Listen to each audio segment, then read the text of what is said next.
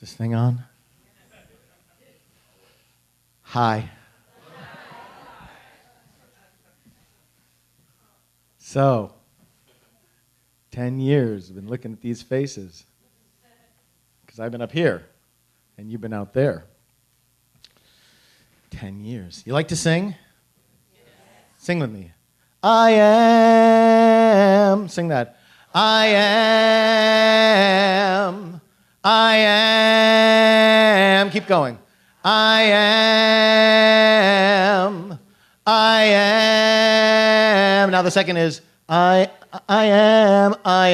am spirit song. So the first note goes I am, and then the second note is I am spirit song. So sing that with me. I am spirit song. So this side of the room, you just keep singing I am. Sing I am. This side of the room.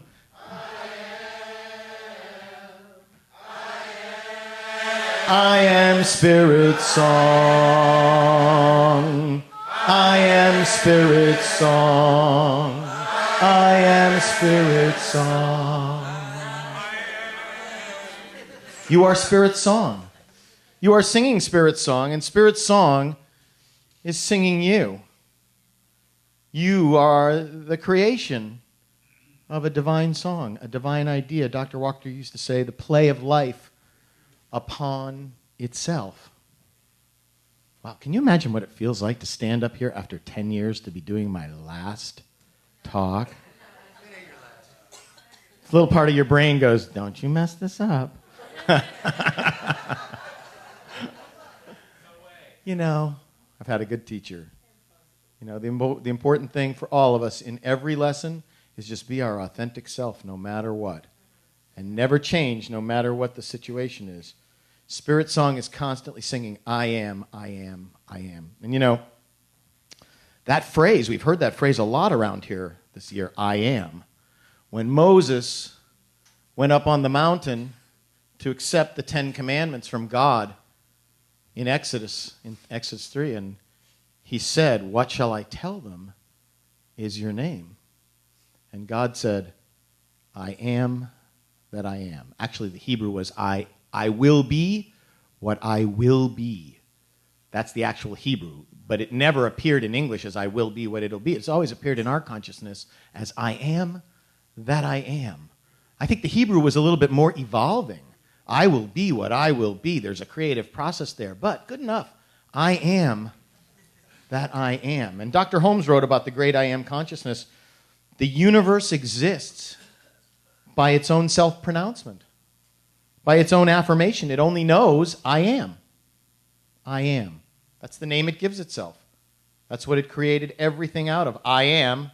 And Reverend James has taught us very carefully. Be careful what you put after I am, because that's what will come true for you in the next experience. I am happy. I am rich. I am poor. I am alone. I am shut down. I am open at the top. I am. God said, I am that I am. And he was telling each and every one of us, since we're part of the divine, that's our watchwords too. I am. Now, as Reverend James said, I know there's been a year of big changes here at GTC. And while I know that we're all still living life to the fullest from the first 9 years here, we've also this year been keeping our consciousness firmly and squarely on loving only, forgiving everything, and remembering who we are. And who are we? I am. That's who we are. We're God. And what's our name? Our name is I am. So it's almost New Year's. We're not having actually a New Year's Eve service this year, but we've had a bunch of New Year's Eve services. It's been kind of a tradition at this church that we sing a Broadway song on New Year's Eve, or at every service. Or at least make a Broadway reference at every service, every class, every AIDS walk, every beach party, every party at Reverend James's house. Reverend James made a Broadway reference yesterday. on Facebook. But there's a song that we've sung here many years at New Year's. It's Jonathan Larson's song, Seasons of Love from Rent. It goes, 525,600 minutes. Wait a second. Those aren't the right words. The words are 5,256,000 minutes. 5,200,000 moments so dear. 5,256,000 minutes. That's how you measure 10 years. 5,256,000 minutes. 10 years ago this week, in 2003, the NoHo Arts Center for New Thought had its first service. We officially became a congregation back on Labor Day, because when Reverend James went to Asilomar, and he got the idea, and then he called me and Sharon, and we were on a motorhome trip in the middle of, the Navajo Reservation in Monument Valley. And I didn't even know I had cell phone signal, and it was sitting on the dashboard of the motorhome, and it rang. Out in the middle of this, in this motorhome, and out in the middle of the most, where John Ford made all of his Westerns, and, all those buttes and everything, and we're listening to music, and all of a sudden the phone rings. Sharon says, you better pick it up. So I picked it up, and it was James, and he said, I'm ready to do it. I'm ready to start. This is the entire sentence. I'm ready to do it. I'm ready to start a church, but only if you're going to be my music director, and only if you and Sharon will serve on the board of trustees. Sharon's like, who is it? It's James. He's ready to start a church. Okay. When are you going to be home? We'll be home in about a week and a half. All right, then we'll have our first board meeting on the Friday of Labor Day weekend. Okay. See you at our house. Click. Here you are. Reverend James, we officially became a congregation on Labor Day, but we took the entire autumn to start classes with Reverend James and formulate our first service. Reverend James and I were the first members of the congregation, and Kevin and Sharon, Reverend Jamie, and Lynn Klein we were the founding family, the six of us. Every single one of you who sits here today or is watching online, you're here because we invited you. Thank you for coming. And we're all here because God invited us through the divine urge to do something more, to create something more, to create this marvelous spiritual family. That's what it is. But, many of us were already family before we created this family. Marcy and Al Wellen, sitting right here, they were our upstairs neighbors in Santa Monica for years. We were kind of like Ricky and Lucy and Ethel and Fred, the four of us. We would come home, someone would come home from work and go, Al, what's for dinner? Or Marcy would yell down, hey, what you guys doing? You got anything in the fridge? Come on up. We used to go up to their apartment and take our baby monitor with us and just because so many of us were already family. We'd holler down, what's for dinner tonight? And James and Kevin and Jamie and Lynn were members with Sharon and I of Dr. Walker's church, LACRS. And we had a bowling league there. It was Mind Over Bowling, the mob, M-O-B. And in fact, I had seen James sing at Dr. Walker's church, but the first time I actually had a conversation with him was about 2 weeks later at bowling. And he and Kevin showed up at bowling with Gareth. Gareth, where are you? Where is he?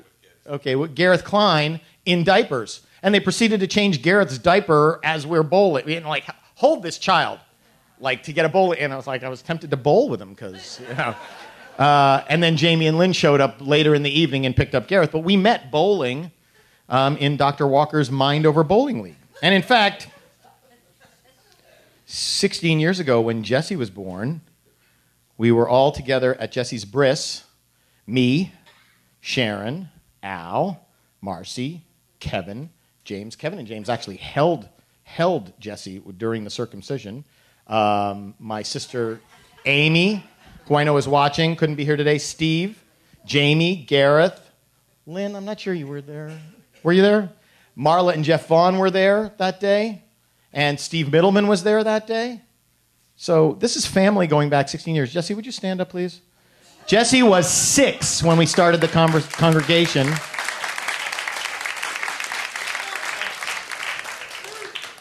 Jesse's 16, straight A student. Tyler was 3. Tyler, would you stand up?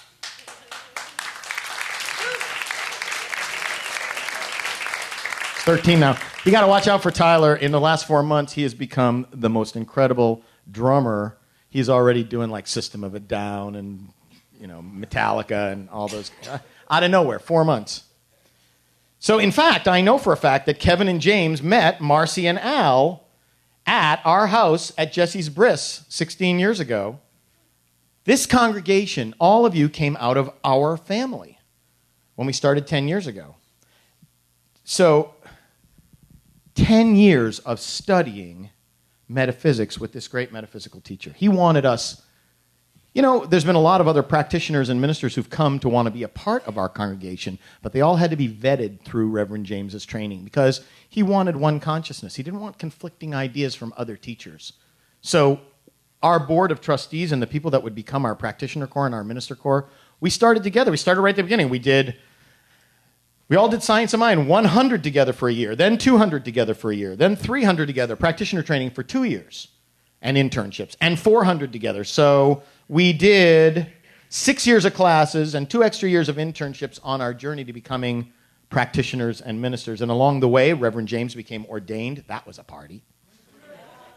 That was we had a performance at that party, again, because of all the great music at this place. It was such a great story. At the time, they were getting ready for the Christmas show, Yo Ho Ho, and we had this big staircase. And so Namaste was all sitting on the staircase with their microphones in their laps, and Michael Shapiro was singing, "You raise me up to more than I can be." And we orchestrated it, so the whole first verse was solo. And then when it got to the key change in the second verse, all the members of Namaste on the stairs stood up and picked up their mics and sang in this incredible harmony. And at that moment, Dr. Walker was sitting in a chair right here, and he went, "Oh my God!" And Jim Lockard was sitting in the front row with Dr. Sue Rubin, and he turned to her and said, "I want to go back and kill our whole choir." Because it was a dramatic moment. It was a Broadway-worthy moment. So along the way, Reverend James became ordained, and he's trained something like 37 practitioners, 11 ministers, including 2 who came from other centers to study with us in our 400 class. And if you look at all of our Centers for Spiritual Living congregations across North America, what we have accomplished in this building in the last 2 years over at the Assistance League Playhouse before he came back, but all the education and everything that we've accomplished here at GTC in the last 10 years, it's simply astounding. More practitioners per capita, more students studying with the spiritual director, more practitioners and ministers passing their exams in the highest possible percentages of scoring on written exams, on oral exams. Just think about it, just from an academic point of view, what you're learning here from this man. It's so good that you could go out and be a practitioner or a minister at any other Center for Spiritual Living center in North America and be so well trained, nothing should shake your consciousness and your faith. And in our CSL organization, Reverend James and I have had the honor and the responsibility of producing several of our national conferences, and I've been the music director at 6 Asilomars and 3 of our spiritual living conventions in the winter. And in 2009, I was chosen to music direct at the Parliament of the World Religions in Melbourne, Australia, where the representatives of New Thought were the single largest contingent of any religion. The New Thought members, there was more of us than Jews, Christians, Sikhs, Hindus, everybody, the New Thought members. Faith Rivera and I were standing in line on the last day to go see the Dalai Lama.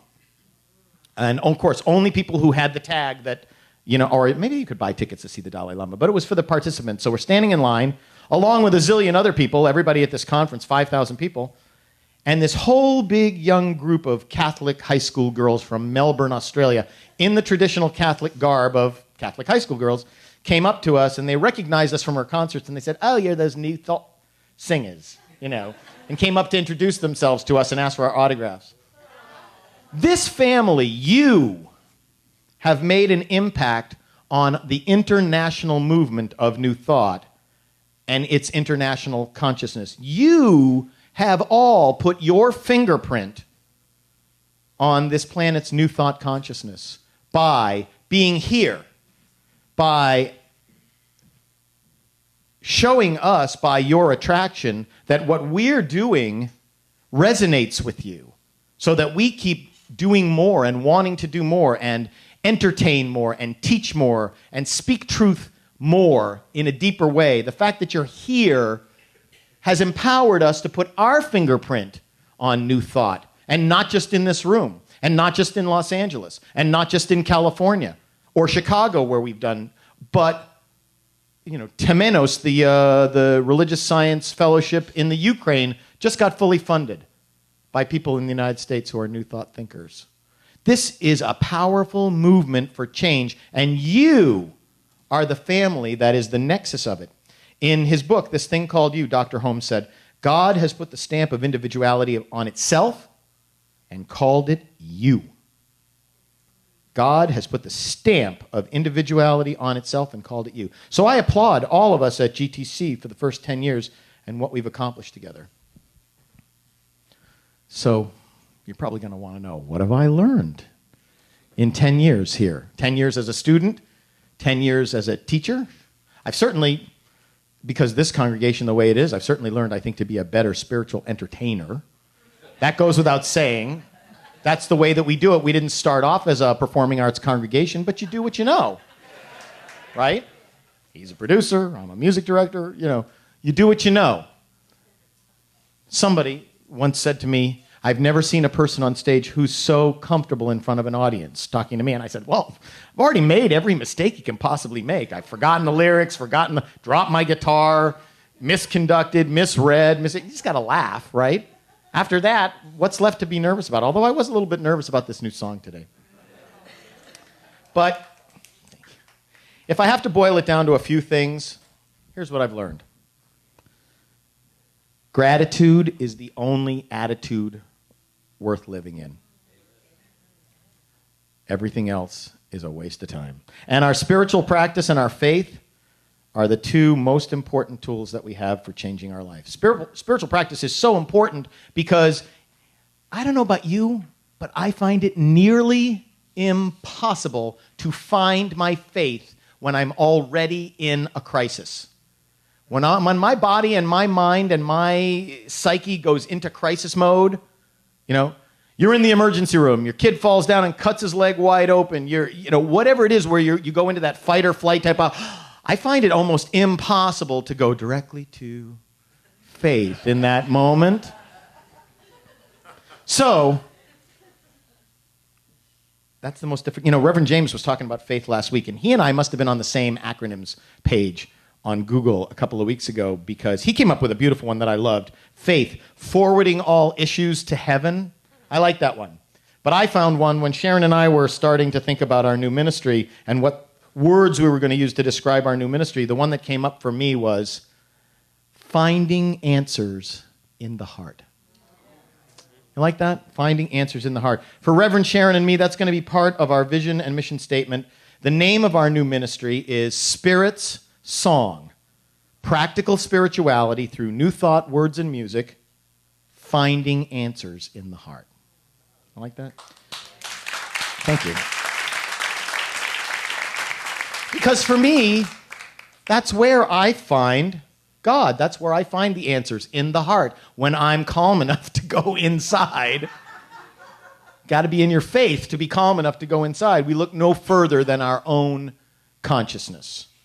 So spiritual practice instills in us and reinforces in us our faith. John F. Kennedy said, let's see if I can do this. The time to repair the roof is when the sun is shining.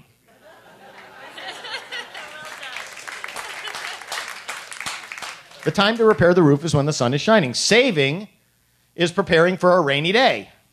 Dr. Holmes wrote, "Everyone must pay the price for that which they receive, and that price is paid in mental and spiritual coin." What's he talking about? He's talking about praying and meditating. That's how you pay for it. Spiritual and mental coin. You pray and you meditate. You pray to change the things in your thinking that aren't working for you, and you meditate to remember that you're God. That's what it's all about. Treatment and meditation put spiritual coin in your spiritual bank account, which you can take out when you have a crisis of faith. Whenever we forget what Meister Eckhart said, that between God and me, there's no between. So for me, when it's hard for me to find my faith, I have to go and pull it out of my spiritual bank account. The second thing I really think is very important for you to know, treatment, affirmative prayer, spiritual mind treatment, it really works. 100% it works. But remember, we don't treat to change the facts in our life. We treat to change our relationship to facts in our life. And when we do that, the facts in our life have a way of changing. So for those of you who might still think that, we're the religion where people treat to get a specific car and they get it, or the religion where you treat for a parking spot as you're entering, Universal Studios and you get it. It's not about things. It's about treating our own thoughts to the things that we see in front of us so that we're in right relationship to them. And when we are, things have a way of changing. So my treatment, or someone else's, because if I'm really nervous, scared, someone else's treatment is just as powerful, if not more powerful than mine, because I can sit and listen and it's not passive because there is an active listening, but someone else's treatment can cut through whatever I'm afraid of in that moment. My word has the power to change my thinking and my believing. And when I can do that, when I can change my thinking and my believing, then I can change what I'm experiencing right now in this moment. Anybody ever have a paradigm shift? You know what a paradigm shift is? You're completely like that story, the paradigm shift story. The guy gets on the train on a Sunday morning with 6 loud, noisy kids, and a woman's getting ready to go to church, and she's really angry because the kids are running around the train and everything, and she gets up and goes to the father and says, "Why are your kids so noisy?" And the father, with tears in his eyes, says, "I'm so sorry. We've just come from the hospital. My wife just passed about 30 minutes ago, and I can't calm them down. I got to let their..." Of course, meaning the woman had a complete paradigm shift. She was no longer angry. She had a paradigm shift where she understood, and she was in a position now of unconditional love. That paradigm shift is just the idea, but that paradigm shift is also what we do when we do our spiritual mind treatment. We change our paradigm from a place of fear, false evidence appearing real, to a place of faith, finding those answers in the heart. When you have that paradigm shift, you can go from fear into faith, and it can happen instantaneously. So if you haven't formally studied spiritual mind treatment, affirmative prayer, and you think it's poetry or you think it's flowery language, when you understand what it is and what it's for, it's the most powerful tool that we have to heal our experience. The time that we use, the process that we do it, and the method for changing our thought. Treatment clears the thought of negation, of doubt and fear, and reminds us of the ever-presence of God. That's the most important part right there. The reminds us of the ever-presence of God. Because that's all what this is about, is reminding us of the ever-presence of God. Because when we live there, in the ever-presence of God, in the understanding of the ever-presence of God, there's nothing that can harm us. There's nothing that can scare us. And lastly, but most importantly, living in gratitude. There's almost nothing that happens in my life that a simple dose of gratitude for all my blessings won't usually put into perspective. We were having that conversation just yesterday. Every family has challenges. Every family has somebody who might be ill, who might have had surgery, who might be laid up. There, but for the grace of God, go I in every single situation and in every single family and in every single spiritual community in town. Gratitude for your blessings and realizing that you are always blessed. The divine is always blessing you. You are alive. You can think. You have choice. You can choose to change your thinking in any moment and make your experience better.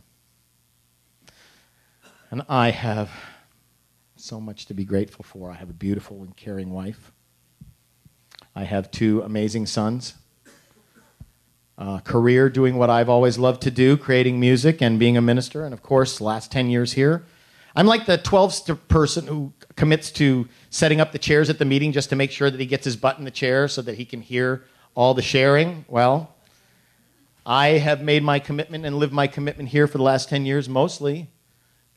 Not just because I love to play music and entertain you on Sunday mornings, but mostly so that I could hear this man speak every Sunday morning. Because from the very first time I heard him speak in this room on January 3rd, 2003, when we were putting on 4 Monday nights in January, I picked up the phone, I called Sharon, I go, you got to get a babysitter and come down here next week.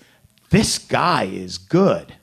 And you got to come and tell me whether he's good because we've been friends for so many years or whether he's really good. You know, anybody a baseball fan?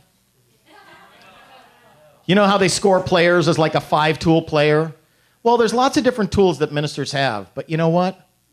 If you can't write a barn burner of a talk and give it on a Sunday morning or as a rabbi on a Friday evening or Saturday, your room is going to be empty no matter, it doesn't matter how good a teacher you are, it doesn't matter how good a community leader you are, it doesn't matter, how good your golf game is or how many Rotary meetings you go to. If you can't write a good talk and give it on a Sunday morning, on a scale of 1 to 10, Reverend James looks at his week and everything that's happened and synthesizes it through the science of mind and gives us every Sunday morning a 12.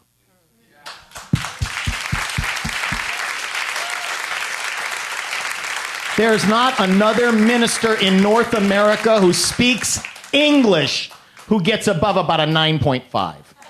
Not one. I kid you not. I have heard them all at conventions. There's a couple, 9.5 in some places would be, like Nadia Comaneci, didn't she get 9.5s and some 10s? 12.5, okay? Off the charts. If you can't do that, you can't fill a center. You can't inspire people to do, and then, of course, you can't get any volunteers to do anything. If they don't like what you're talking about on Sunday morning, they ain't showing up on Monday to clean toilets. So, what? Time? Am I out of time? Oh, okay, soon. All right. 10 years, 520 Sundays, and today's number 504 for me. Looking forward to sleeping in for a few. All right, I have so many people to thank here, but let me start off with all of you. Reverend Sharon and I have some gifts for you guys. Now, these are blessing stones, and there's plenty. Oh, let's just... you guys can pick them up on the way out, or you can just come down and get them now. There's like 160 blessing stones, and they're beautiful, and they have everything. They have, blessed, passion, inspiration, perfect, protect. I started off here as a music director, so let me start by saying, Robbie, Ray, John, thank you. Thank you. Could not have done this without you. Robbie was my music teacher in music school. I also want to thank Ivor Francis, who was our guitar player for 3 years, and I want to thank Ken Fix, who was our founding guitar player and a founding member. All of the members, past and present, of Namaste, who have sung for you on a weekly basis and have given so much of their time rehearsing to realize my weekly musical vision.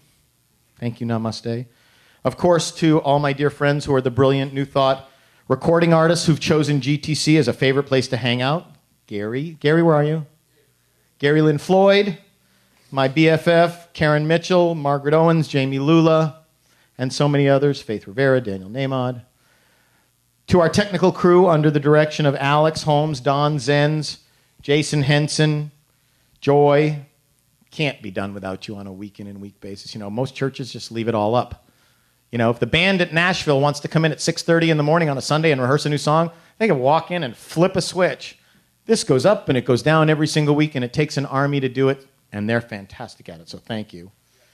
To all of our practitioners, raise your hands, practitioners in the room, who hold the high watch for our congregation with their consciousness, including Reverend Nancy and Reverend Susan, and of course, to my Science of Mind 400 classmates, Reverend Jay, Reverend Jamie, Reverend Barbara, Reverend Gary, Reverend Jonathan, Reverend Rita, Reverend Patrick, Reverend Colette, and Terry Taylor.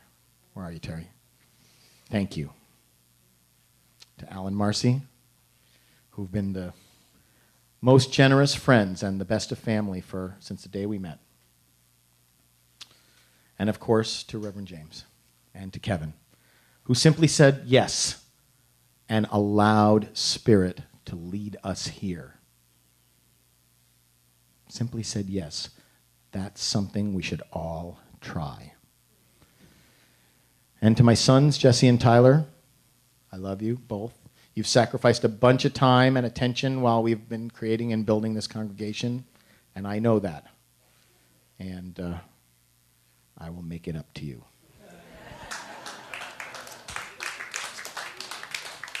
And for me personally, Reverend Sharon, who led me into New Thought, never gives up on me even when I want to give up on myself. And finally, in one of Reverend James's CPR classes, I'll finish with this. This last year, we were talking about sending mixed messages. And I blogged, and he used this blog one morning, but I blogged on the blog.